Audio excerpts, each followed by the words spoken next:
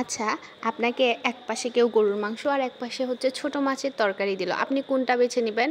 আচ্ছা ওয়েট আমি বলতেছি। আগে আমি ছোট মাছের রেসিপিটা শেয়ার করে নেই।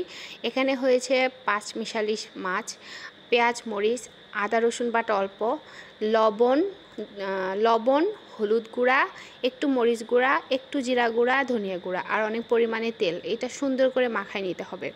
তো আমাকে যদি কেউ বলতো এরকম কিছু, আমি তো অবশ্যই ছোটো মাছটা বেছে নিতাম। কারণ আপনি হচ্ছে গিয়ে গরুর মাংস দিয়ে না যতটুকু ভাত খেতে পারবেন, তার থেকে কিন্তু বেশি ভাত খেতে পারবেন এই ছোটো মাছের তরকারি দিয়ে। আর আমার মনে হয় না এরকম মানুষ কম আছে যারা ছোটো মাছ পছন্দ করে না, তাই না? এই যে দেখেন কি সুন্দর করে এটা মাখায় নিলাম। এটা কিন্তু অনেক সুন্দর করে মাখায় নিতে হবে। তারপরে অল্প একটু পানি দিয়ে একদম গা মাখা পানি দিতে হবে।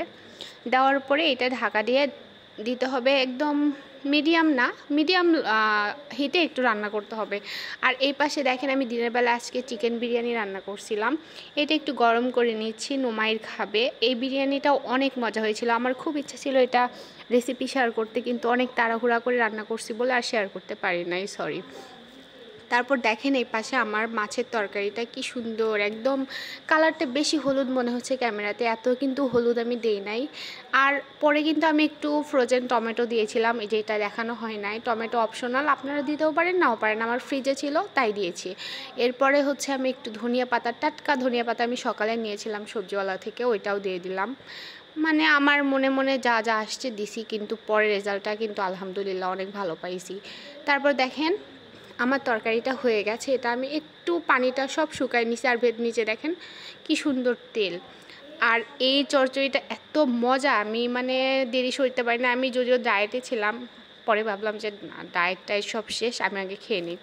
গরম গরম ভাত নিলাম, তারপরে এই তরকারিটা নিলাম। আর এখানে আমার সব পছন্দের মাছ ছিল। আর এই মাছগুলো কিন্তু আমার মা পাঠাই দিছিল, পাঠাই দেয় নাই, আমার মা এসে দিয়ে গেছে। এগুলা হচ্ছে বিলের মাছ, আমার আব্বুর একটা জাল আছে ওটা দিয়ে ধরছিল।